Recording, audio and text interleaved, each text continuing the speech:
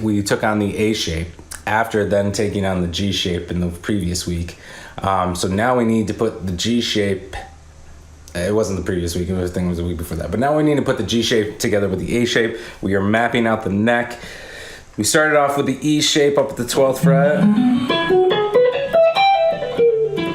Again, both major and minor. We have the G shape here from basically 9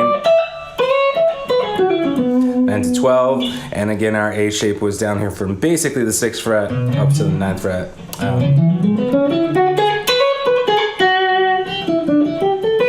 Minor version going from the 7th fret to the 10th fret. So we're basically gonna just try and combine the 6th fret to the 12th fret. No big deal. A lot of pressure, a lot of space to fill. But we've already covered it. So hopefully these shapes are sticking out for you already, and not having too much of an issue with it. Week 3, I believe it was. No, it must be in week 4. We combined the E shape with the G shape, and we had this very convenient way to get from minor to minor, where we started at the 10th fret and we went 10, 12, 10, 12, and then slide up a whole step. So you have 2 notes and then 3 notes, and then at that point we were in classic 1 position. So essentially it was just basically this classic position, right? Plus a couple notes from the G shape below it. I point that out because we can also apply that for major. So that was kind of based around the 12th fret or the root being on the 6th string. But if you think of the root on the 5th string, you can also have that. Whereas this group of 2 and 3, the root was sort of in the middle of the group of 3. This one, the root is at the beginning of the 3. So there's the 3 notes right there. Here, minor was here. If we think, but if we think major, with the root being on the 5th string, you have the 5th, the 6th, then the root, 2nd, 3rd, and you can continue on. So that'll get you up into this, you're kind of hinting at the A shape slightly, but you pretty much eject out of it into the E shape, the G major shape immediately. And the reason why I bring that up is because for those of you who are following this course, you already have some of those reflexes going. But I also wanted to take a kind of detour from this concept of this course to point something out, because I find students find it very helpful and most of the time didn't know it was occurring. This sort of goes along the lines of something I saw John Pertucci teach in a Guitar World video. He did it with the major scale, and so it's really interesting to think about. But if you look at a piano, you'll get groups of black keys, right? So you have white keys, you have black keys. The black keys come in groups 2, 3, 2, 3, 2, 3. The reason why they're in groups is because there are 2 white keys adjacent to each other that separate these groups of black keys. Those black keys happen to be a pentatonic scale. All right, so the white keys end up being a major scale, and then a tritone away, an F major pentatonic scale is created with the black keys. Okay, or yeah, we'll just call it an F major pentatonic scale. So that pattern of 3, 2, 3, 2 is intrinsically the formula, essentially, for a pentatonic scale. And we inadvertently played it here, but then we sort of kind of deviated from it as we went into the position. So what do I mean by that? So for instance, here's the 2 notes, and there's the 3 notes. 2 notes, 3 notes, that's a pentatonic. 3 plus 2 is 5. So in theory, at that point, that scale could be done, and you can think that there's this pattern here, 2 notes and then 3 notes. And then when we move on to the next position, again, what I had you do before and even just now was play through this classic pentatonic position. But if you had the group of 2, then you can also do the group of 3 right here, and then you have 2, and then you do a group of 3. Now it did get slightly altered because of the B string being off by a half step. So let's just kind of recap that again. You have 2 notes and then 3 notes. Okay, so notice the 3 notes are directly down from the 2 notes, and then you just go a whole step higher than it.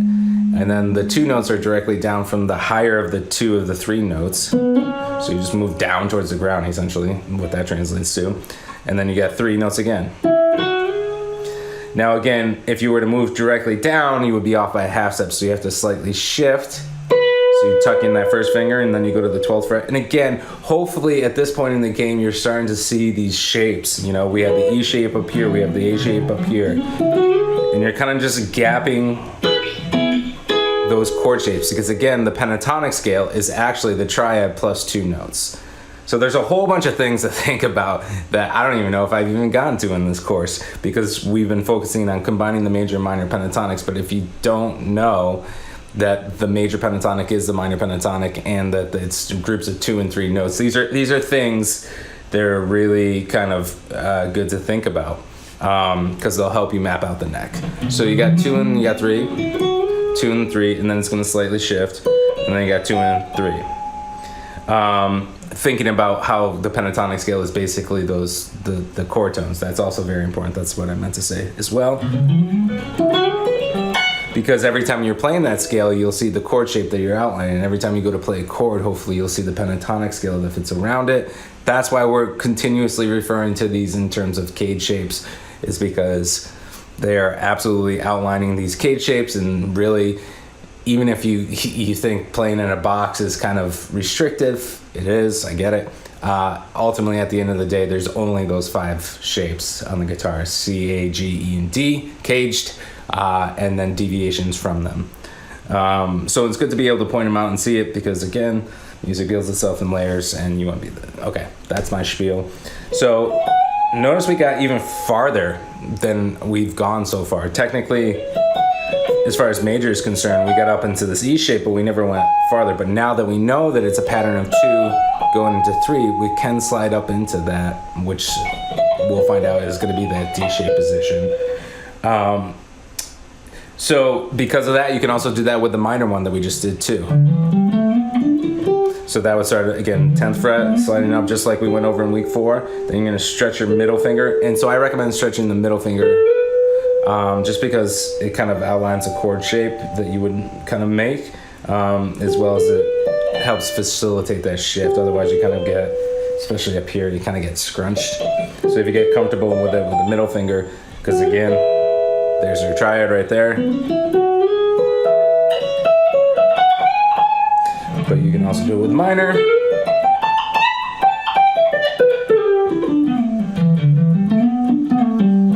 And so I just wanted to put those in there today, the second line and the third line of the tab that we went over is not necessarily part of today's lesson, in the sense that you need to practice it to fulfill this course. But it is something very good to think about, and it helps, you know, maybe you just get really good at those couple cut throughs and you understand how they apply to the rest of the cage shapes, so that, you know, as you're cutting through, you know, you can start to transition into the actual position once you get off at that. You can think of it like an elevator through the different floors, right? You get off at the E-shaped floor, going cutting through like this. And then again, we're trying to mix major and minor, so, you know, that's a major run through, but, you know, if you can see this minor classic position at the 12th fret like very well, chances are probably better than major. You can start to combine it when you get into that, get off at that floor, as I will stick to as a metaphor. So yeah, those are the cut throughs. Again, the way I kind of recommend playing them is 1, 3, 1, 1. You want to be able to, on the group of 3 notes, you want to be able to shift with your index finger or your ring finger. And that's going to be a common theme when we're combining these general cage positions, not just the cut through, that you should be able to facilitate the change. Most of the time it's with your index finger or your ring finger, especially if we alter fingerings just for continuity's sake and simplicity. But there will be other times where you have to use other things, but 1 and 3, being able to shift and not lose your focus of where you're on the neck is going to be good. Okay, so again, major cut through, minor cut through, As far as the roots go, again, let's just recap that. And again, there's a group of 2 and a group of 3. The root for the minor cut through is going to be the higher of the 2 notes on the string with 2 notes. So you have the flat 7 below it, and then you got the root. Flat 3, 4, 5 is the group of 3, and then you're back there. So there's a root, there's a root, there's a root, there's a root. Okay. For major, it's the first in the group of 3. There's the 2, we just did the 2. There's the first in the group of 3. There's your E. 1, 2, 3, 5, 6. 1, 2, 3, 5, 6. 1, 2, 3, 5, 6. Anyway, so it becomes, you know, when guitar players can often get, it's a beneficial thing to have these shapes because you can recognize them, but you'll get caught up in what you think the shapes, how different the shapes you might be. Physically, yes, but you're just playing these 5 notes over and over and over again. So just trying to get you to see the neck. Hopefully that's helping. Oh man, here we go. So that's good for the minor cut through and the major cut through. We're gonna move on. A lot of just exercises today just to kind of see this. Again, you know, extra credit is the cut through stuff. I think it's definitely worth practicing. It's not necessarily a part of this course, but you apply it to the other keys as well. If you can, you should. Again, we're going to do the string grouping exercises, slightly different than the ones that we did with the G and the E shapes, but that's going to be the plan essentially today. And I'm hoping that I'll have a little more time at the end to kind of do some of the, talk about extra credit stuff. Which I think I should. Kind of kept it simple for you this week in the sense that we're not going to go over switching on the 5th string or the 6th string, although you should be able to do that. And I will once I go through the first 4 strings, we'll talk about that really quick, just so that I say I told you so. But let's start with the string group 1, 2, and switching on the 1st string. So again, this is going to be the same concept as we've done before, where we got 2 bars of major, 2 bars of minor. Again, if you need more time, feel free. These are only suggestions. You know, you can do 4 bars of major, 4 bars of minor, and really kind of take your time with it. You can use other backing tracks that are drones that don't necessarily restrict you to how fast you're playing. I know that some of these tracks that I've given you might be kind of upbeat tempos, but feel free to just use like a drone, for instance, Chordbot, like robot, but CHORD bot. Is a really great app if you just want to plug in a chord and kind of hear these. It allows you to kind of slow the tempo, speed up the tempo, make a whole progression if you want. Very good, helpful tool to kind of hear what these sounds are providing for you. Okay, so let's get to the top 2 strings. Again, hopefully you're seeing these cage shapes that we got going. We got the A shape kind of 7 to 9. So seeing those last 2 single dots is definitely an area that I'm kind of hawk-eyed in, like focused on as sort of a bearing of where I'm at. Likewise, the 12th and 14th fret for the E shape, that general area, 12, 15 if you want. So it's almost like the G shape is sort of a gap between those 2 basic bar chords. It's not sort of, it literally is.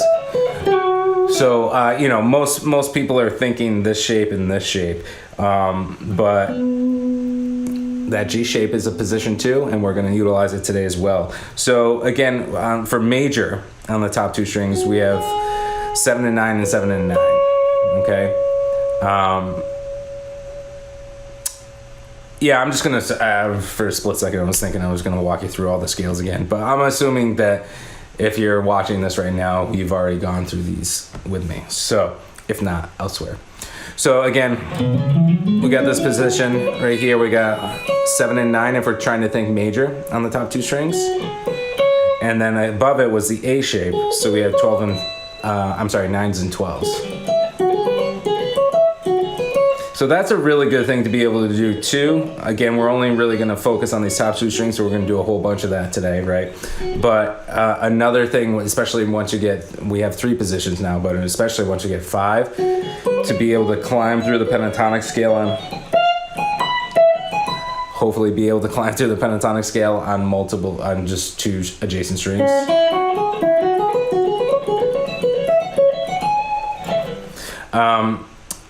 That again, what happens is, and what we're trying to develop in this course is not necessarily expand your vocabulary 10 times over. Hopefully it does, but the main thing is to be able to physically see these positions on the neck, and that if you do shift, that you don't become disoriented in like where I'm at. And so that's like a really good exercise. What we're going to be doing today is a really good exercise to kind of hopefully shift and then have that kind of stick out. Once you land in that next position, you're not disoriented because you've worked on that position so much. I'm doing a lot of talking today. Let's do some playing. Again, we got 7 and 9, and 7 and 9 is in 12s, okay? So that's going to be for major. And so the first exercise is going to be switching on the first string. So again, like I said before, and what we'll do today is you can either switch with your first finger and then stretch with your ring finger. So normally this classic position would be played with your pinky, but I'm going to recommend for continuity's sake that we use index and ring for both of them.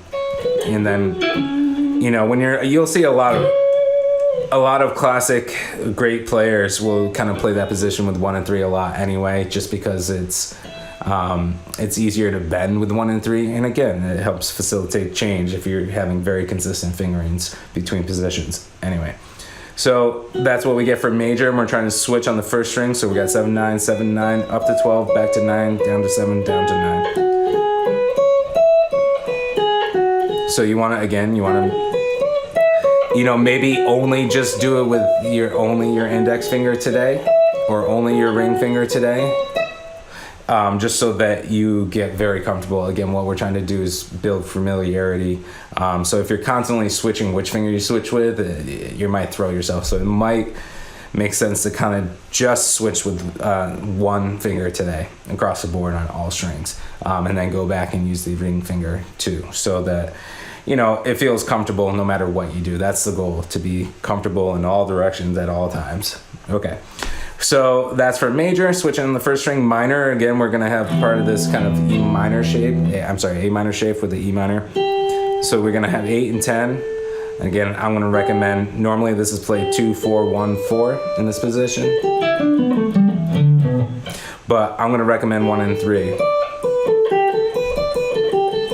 And again, we're switching on the first string, so we got 8 10 7 10 12.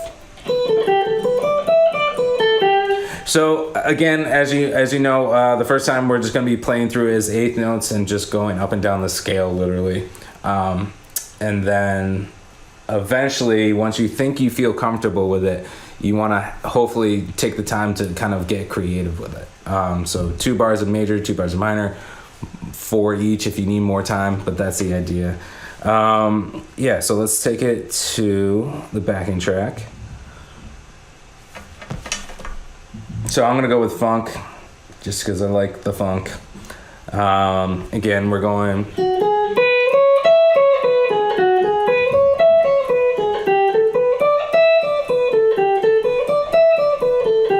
That's the first exercise. Hopefully you got it on your fingers. Here we go. 1 2 3 4.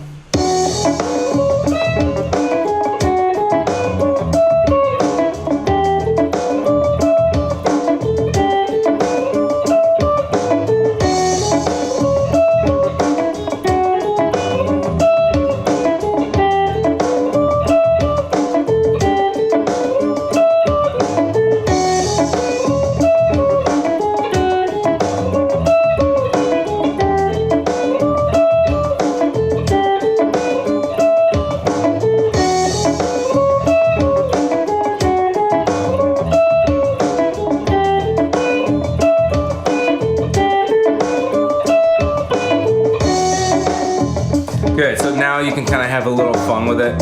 So for instance, 3 4 1 2.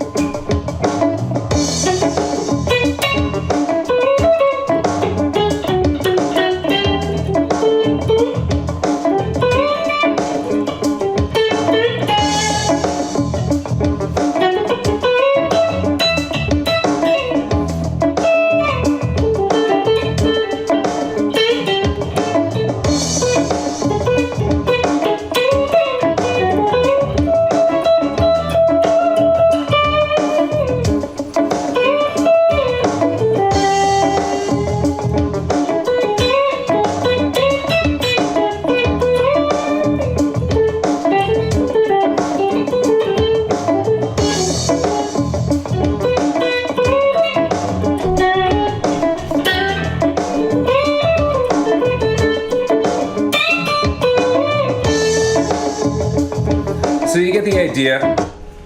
You want to kind of just take the time with it. Again, every time I do that, and I'm sure you will too, you feel restricted, so you feel like you're saying not very cool things. Again, it's not about necessarily blowing your mind with what you're able to say immediately, because it's going to take some time. It's going to take some finesse to be able to hear the different sounds. And again, they always tend to work better in bigger groups. If you have more strings to work with, you tend to have more things to say, more notes to play. So it's don't get frustrated if it sounds sort of lame. You're just trying to hear the different sounds and be able to find them on the neck. Okay. Again, that's switching on the first string. So now you can do it as well on the second string. Okay. So if we were to switch on that second string, again, you can. Index finger's great. Ring finger's great too, but stick with one. So this is the second exercise. We're just kind of going up that 7, 9, stretching up to 12. And we're primarily in that G shape position between 9 and 12, except for that one note right there. For minor, it's going to be 8, 10, 12. So there's that cut through right there. Right, we got a group of 3, and then we got a group of 2. So while I'm here, I should just tell you, if you play the open E, you go to the 3rd fret, and you go 3, 5, 7. That's a group of 3 for minor. Then you got 2, then you got 3, then you got 2, then we got a slight shift. Totally outline that A minor shape right there.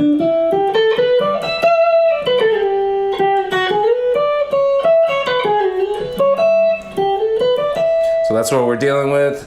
We'll start with 8th notes again, and then we'll get creative with it. Again, if you know your scale degrees, hopefully you're thinking about bends and all that fun stuff too, but let's check it out. 1, 2, 3, 4.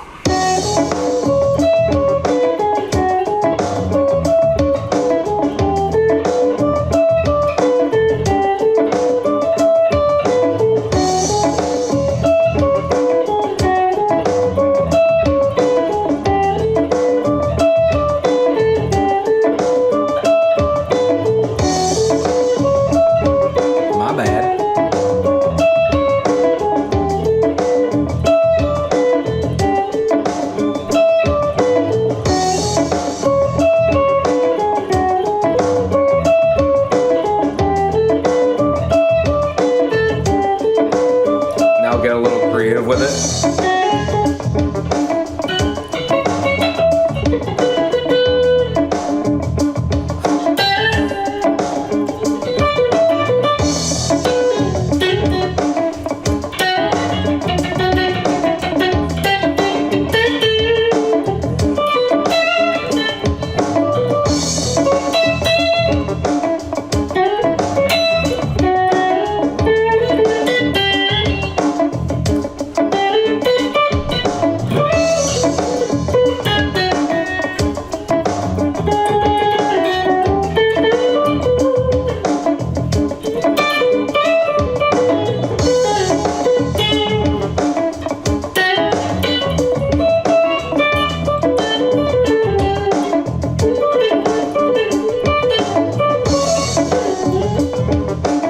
You get the idea. I'm just kind of noodling around here. The idea, though, is that you're forcing yourself to make that transition on the second string. So what's going to happen is you get good on the first string, you get good on the second string, maybe you get good on the third. A lot of players tend to only traverse the neck on a very specific string that they get comfortable with. You want to be able to...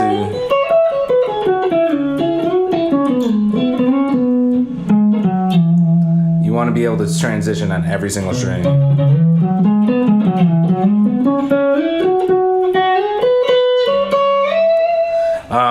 And you know, if that's not something that you've done before, just between 2 major positions to 2 minor positions, that's almost a prerequisite for this today. Not totally, but it will help, and it's definitely worth doing if you haven't done that. I should say it like that.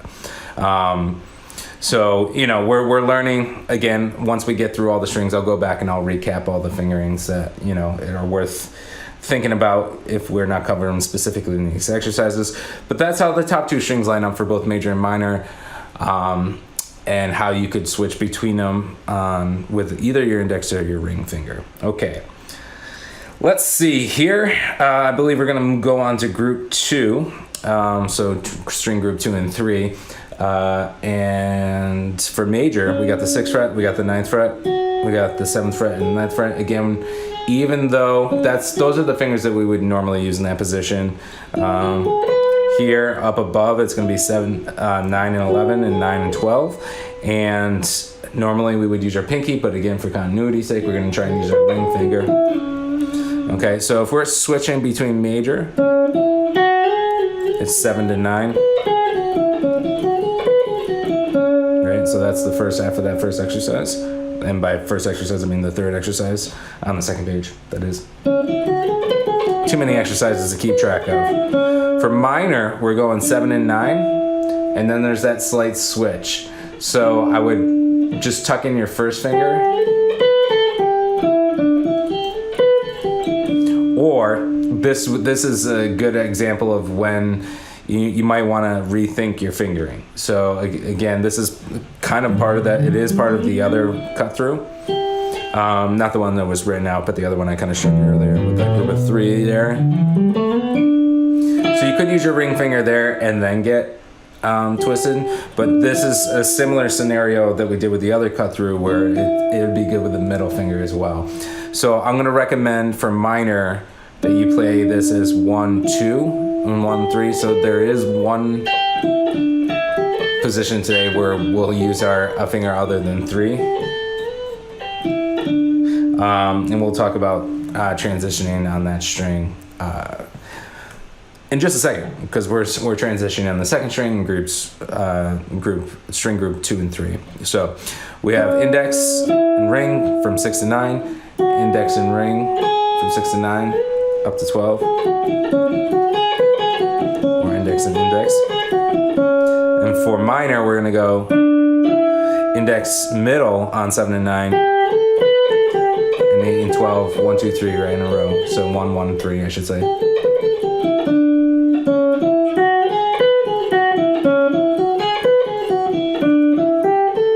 I'm sorry. Let's take it to the track, and then I'll get creative with it. I'll go 2, 3, 4.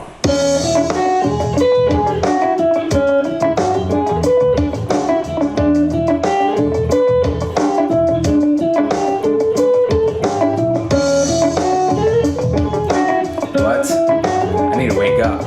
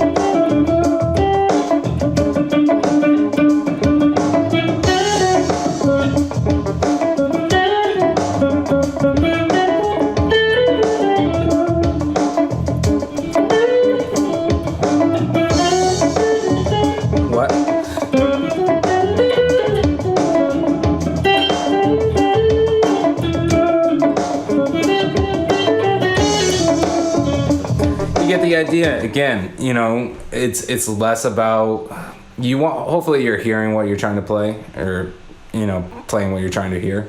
What? Yep. But again, you're probably going to feel restricted at times. Again, as long as you're seeing it on the neck, that's what we're going for. If we were to transition on the third string, in this position, we would go 1-1, 6 up to 9. Right, for that would be for major, 6 up to 9, ring, index. And what, again, I was using my pinky just then. We'll use the ring for consistency. For minor, again, it would be 7 up to 9, and then stretching up to 12. Of course, we got 10 and 12 on the second string. So again, 6, 9, 11. 7, 9, 12.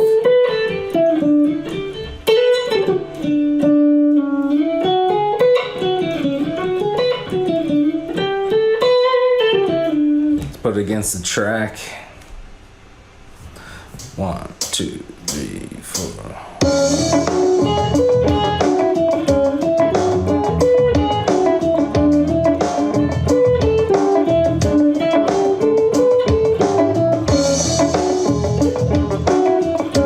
If you want to use your pinky there, that's like kind of okay. Sorry. Focus, Dave.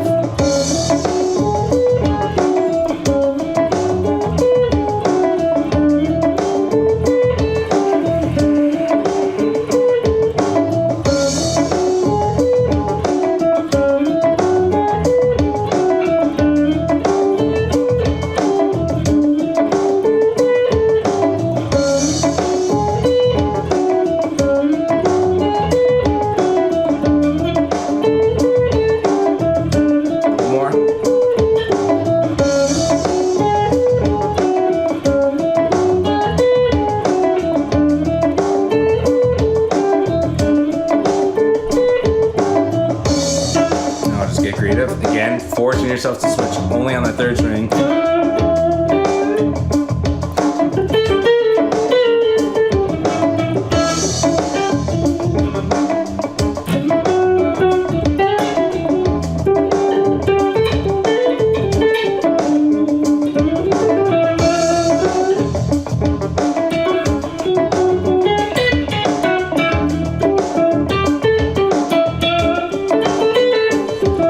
So with this, it's again, at this point, it's almost like you're only primarily thinking the G shape, but you're either sliding up from, you get this major note, the 6, at the 6th fret, ironically, and the flat 7 at the 7th fret.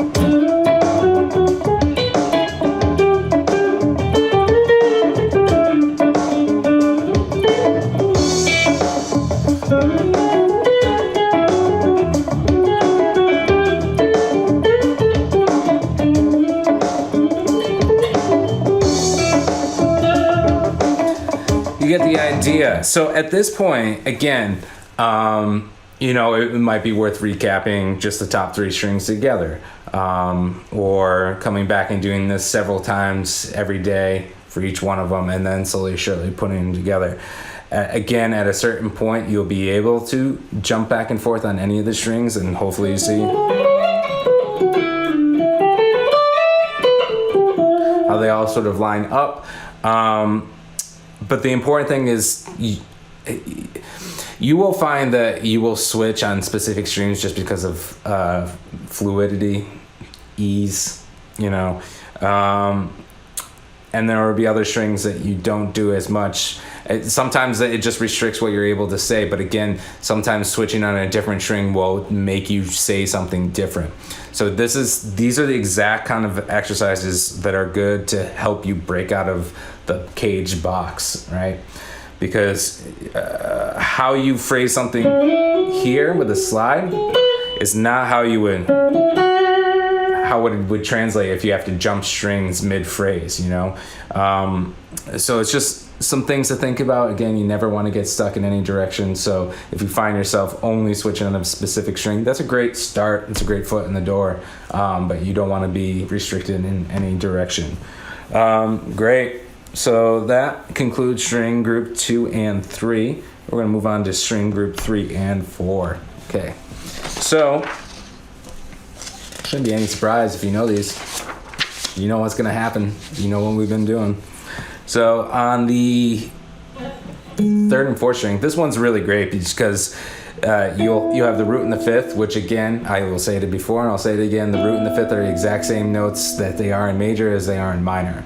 So they tend to be very good poles to kind of express everything else around. And this string group of 3 and 4 is about as prime of an example as it gets because you have them directly in the middle. So it's always the other two notes that are kind of shifting. So for instance, for major, we have 6 and 9. For minor, we have 7 and 9. Likewise, on top, we have 7 and 9 for, 9 and 11 for major. And 9 and 12 for minor. So it's almost like, if you think of it like this, where it was 3 and then 2, now it's 2 and 3. It's almost like the whole thing shifted. It's literally, that's what happens. Everything goes up a half step, besides the root and the fifth, which remain the same. So this one is going to be a really, hopefully, good one for you to kind of really, well, they all, you're with me, whatever. I don't need to give a pep talk. So if we're switching on the third string, again, we're gonna go 1, 3. Again, normally you would play that with your pinky, and you can if you want to, if you're switching on the third string. That might be good for consistency as far as the position goes, but 1 and 3 is totally fine. Switching with your index finger. And then for minor, again, we just kind of tighten it up. We go to 7 and 9 instead. Still switching with that first finger, or ring.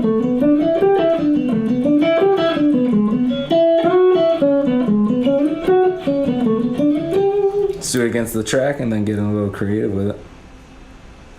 1, 2, 3, 4.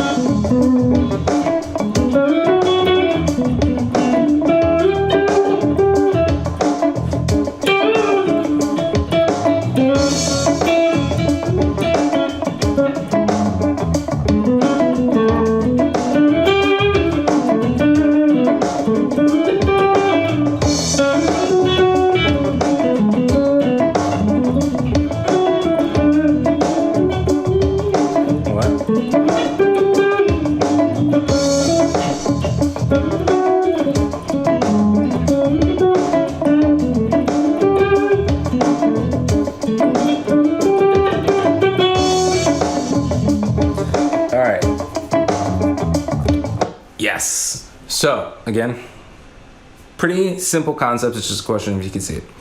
So if we're switching on the fourth string, it's going to be the exact same scenario as it was on the third string. So we're just going to slide up to the 9th fret.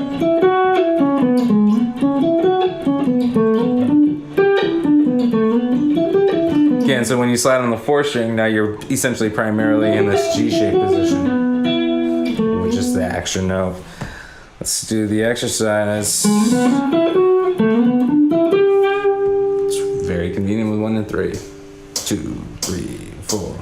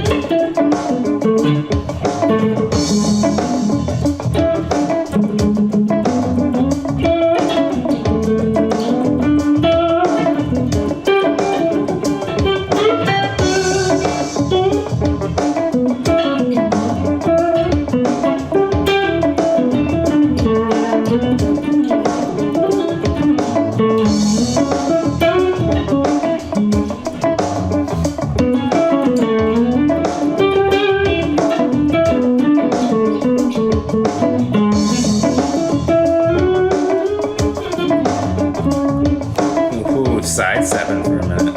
Y'all know what sidestepping is? Sidestepping is when you take a minor pentatonic or major pentatonic, doesn't matter. It works very well in minor though. And you literally just move it up a half step. Let's just bonus material, right? Just because of that happy little accident. So like for instance, if we're taking the classic position for a minor,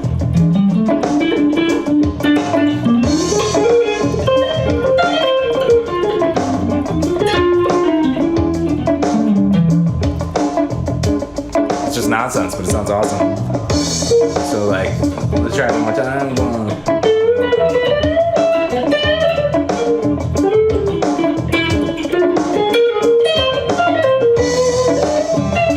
How you resolve back in can get tricky, but it's a cool little trick. Anyway, so that does it for the string groups. Again, you can transition on 5 as well as on 6. So let's just talk about those, just to say it did. If we're transitioning on the 5th string, the 5th string major transition is exactly what we did already in the beginning, where we just kind of did that, right? There's a couple notes in that A shape, and then immediately into that G shape. And if we wanted to, we can continue up the 3rd string in that pattern of 2 and 3, 2 and 3, 2, 3, 2, 3, 2. But we don't have to. You could just stay in that G position or come back down and into that convenient little A shape. For minor though, you would probably transition with your pinky. Because you would normally play that position with your pinky. You could do it with your ring finger and that'll probably be okay too. But that's one where I would probably recommend the pinky. Or you go, if you go index, you can go then ring. That kind of feels awkward. Yeah, I'd probably recommend the pinky for that. For major on the 6th string, just slide your 1st finger. Then you're right in that clip. You know, it's again, by switching in the middle, you tend to be able to kind of get more ground more from each position, whereas this is literally just one note of that position and then you're the other position. So it becomes, it happens, you want to be able to do it, but it becomes a little less practical than some of the other strings. Likewise, for the 6th string for minor, you're going index, pinky, sliding up into the 12th fret, and then you're just in that G shape position. So, you know, and you want to be able to slide in. You know, one thing that we haven't talked about, another good exercise, again, there's a billion different exercises you can do, is you could switch from one position major into one position minor. Okay, so that's really easy. In fact, it's a really cool trick if you're going major up to minor, because we talked about it before.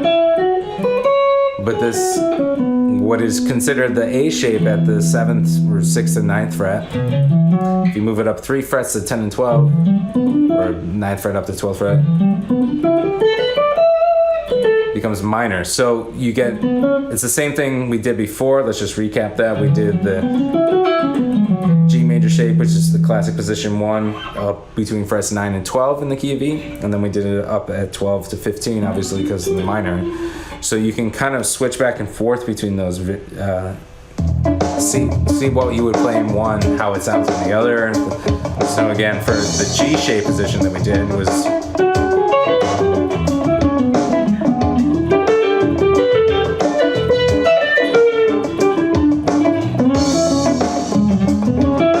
still using that same 2 bars of major, 2 bars of minor.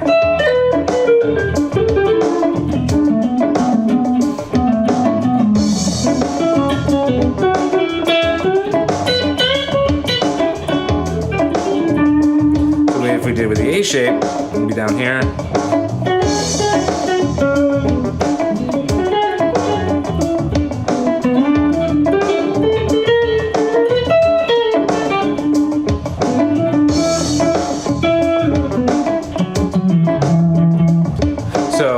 Motif again, a little trick of a lick, and be like.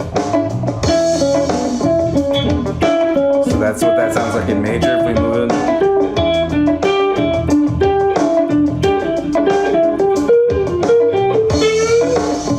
And get really crazy and start just moving it up in 3 intervals of 3 frets, minor third every time. So much potential. So. That's if you're switching with the same position. Again, if you're a major and you want to go minor, you go up 3 frets. If you're a minor and you want to go major, you go down 3 frets. Okay, that's worth writing down and thinking about. Hopefully, eventually, you just see which major and what's minor, especially if you continue to work specifically in this key of E. But it's also helpful to be able to do that as well. And by that, I mean take the time to memorize the trick. Okay. So, if you wanted to combine other positions, so for instance, what if we were in major here and wanted to go minor? So that's something to think about, going up to minor with not using the same shape.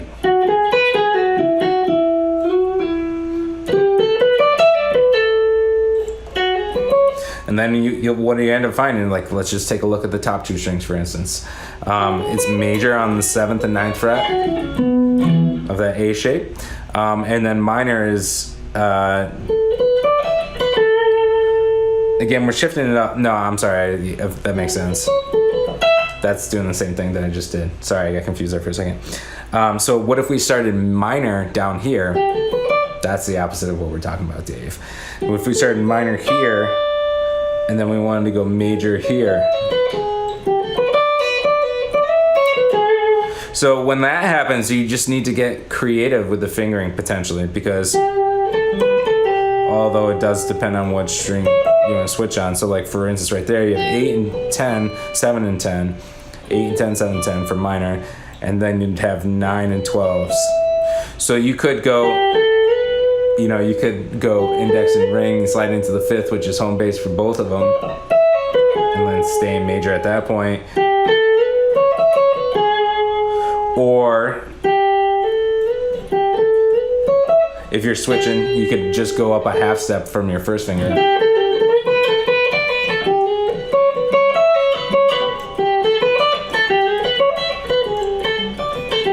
So seeing, the shift from major up to minor is very easy because you just move it up 3 frets, but minor up to major going against the grain is a little different, and it's going to be a very good exercise to help you kind of see those positions.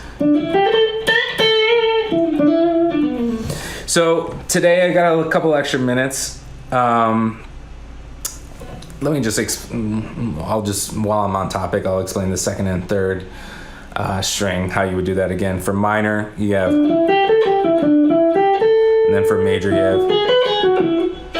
So you got that common finger there. So that's really easy on the 3rd string if you want. But if you're switching on the 2nd string, it's probably going to be your pinky.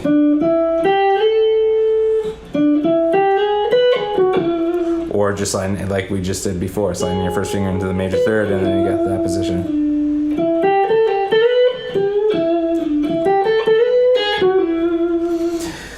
You don't ever want to be lost. Did I mention that? Don't get lost. Otherwise, you got more work to do so that you don't get lost in the future time and dates. So let's talk about putting this into, we'll go with the key. Kind of just recap in general.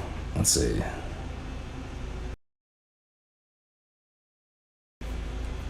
Again, if we're thinking the key of the key of E, we're going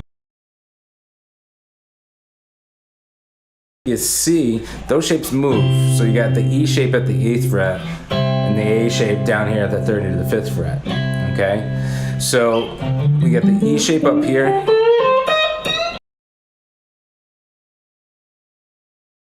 Below. I'm sorry, G shape in between. And down here at the 2nd to 5th fret, we got the major shape for A and minor.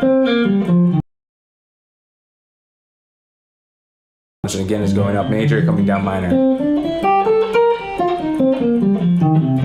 How about going up minor and coming down major? Good exercises, so little time. So yeah, let's what we just did today in major. What? In C. I'm hitting a wall. In C, between those A and G shapes. So we're thinking major for 2 bars and minor for 2 bars. So major would be switching on the 1st string. This is back to that first exercise on the top of the 2nd page. But now in the key is C.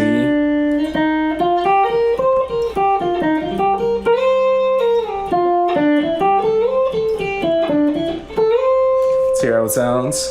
Major for 2 bars. 2, 3, 4.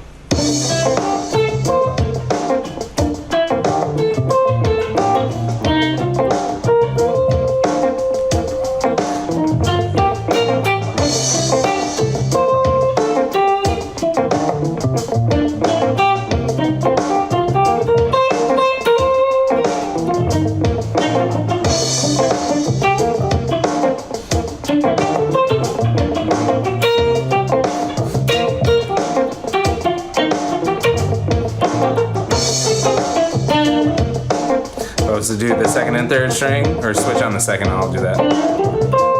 Here we go. 1, 2, 3, 4.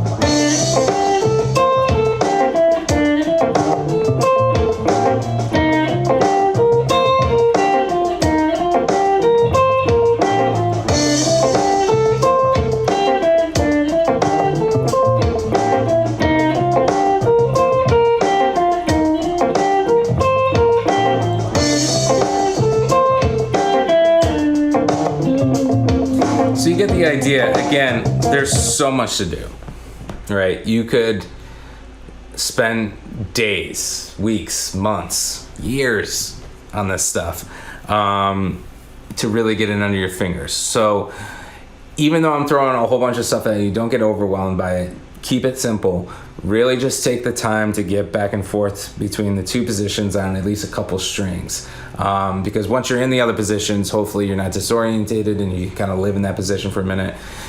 We're just expanding the neck, and the best way to do that is to really focus on one key first, but the positions will really start to click relative to each other when you place it against another chord, such as C or A in the tracks I've given you in this course. So I would recommend sticking primarily in E always. Make sure that's a bare minimum requirement, but if you have time, maybe once a week, to just kind of try these out in a different position and see if you can see them relative to each other, it will help it stick even further. So that being said, I'm sure I've confused a bunch of you, some of you, maybe all of you.